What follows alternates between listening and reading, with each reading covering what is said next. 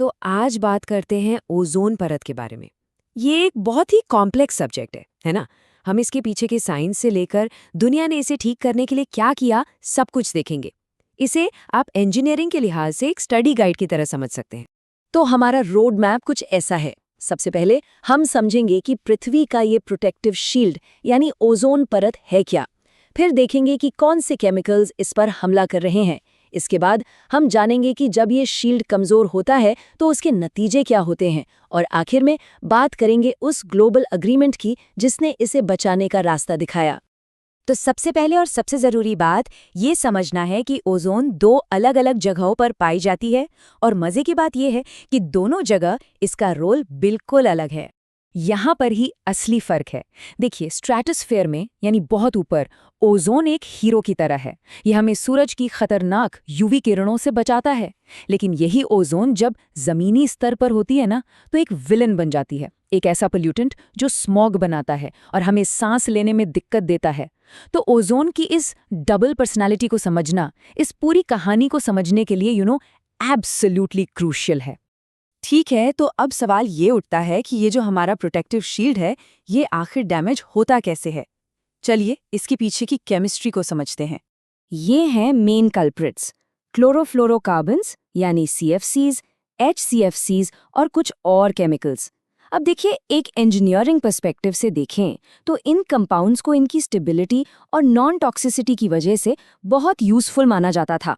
मतलब refrigeration, aerosol sprays, इन सब के लिए ये परफेक्ट थे। लेकिन यही स्टेबिलिटी एटमॉस्फेयर में जाकर इनके इतने डिस्ट्रक्टिव होने की वजह बन गई। असल में इनकी जो स्टेबिलिटी है ना, जो इन्हें ज़मीन पर इतना यूजफुल बनाती है, वही इन्हें इतना खतरनाक भी बनाती है।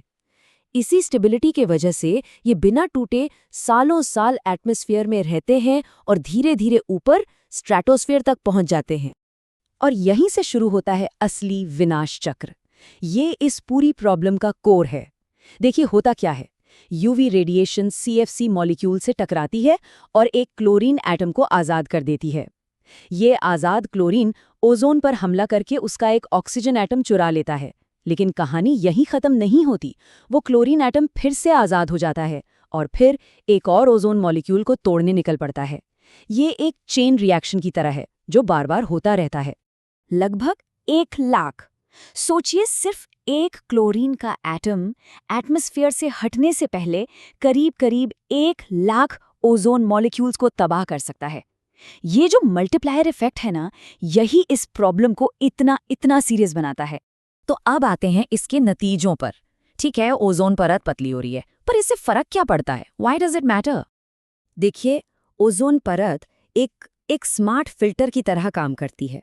जो सबसे खतरनाक यूवी रेडिएशन है, UVC, उसे तो ये 100% रोक लेती है। UVB को भी लगभग 95% सोख लेती है। लेकिन जब ये परत पतली हो जाती है तो ज़्यादा UVB रेडिएशंस ज़मीन तक पहुंचने लगती हैं। और यही UVB हमारे लिए और हमारे प्लैनेट के लिए सबसे बड़ी चिंता की बात है। और इस बड़े हुए UVB एक्सपोजर के असर काफ़ी दूर तक जाते हैं। इंसानों की बात करें तो स्किन कैंसर का खतरा बढ़ जाता है, हमारा इम्यून सिस्टम कमज़ोर हो जाता है। और अगर हम इकोसिस्टम्स की बात करें तो खेती की पैदावार घट जाती है और समंदर में जो फाइटोप्लैंक्टन होते हैं ना, जो पूरे मरीन फूड वेब का बेस है, उन्हें भी नुकसान पहुंचता है। तो ये तो हुई प्रॉब्लम। अब बात करते हैं सोल्यूशन की, जो अपने आप में एनवायरमेंटल हिस्ट्री का एक लैंडमार्क मोमेंट है। ये टाइमलाइन पूरी कहानी को बड़े अच्छे से बताती है। देखिए, 1970s में वैज्ञानिकों ने अंटार्कटिका के ऊपर ओजोन होल की शॉकिंग डिस्कवरी की। फिर दुनिया ने तेजी से एक्शन लिया और 1987 में मॉन्ट्रियल प्रोटोकॉल साइन किया गया। और आज हम एक ऐसी ओजोन परत देख रहे हैं जो धीरे धीरे ही सही पर हील हो रही है। तो सवाल है, ये हुआ कैसे? यहीं पर इंजीनियरिंग और पॉलिसी एक साथ आती हैं। मॉन्ट्रियल प्रोटोकॉल असल में एक इंटरनेशनल ट्रीटी है।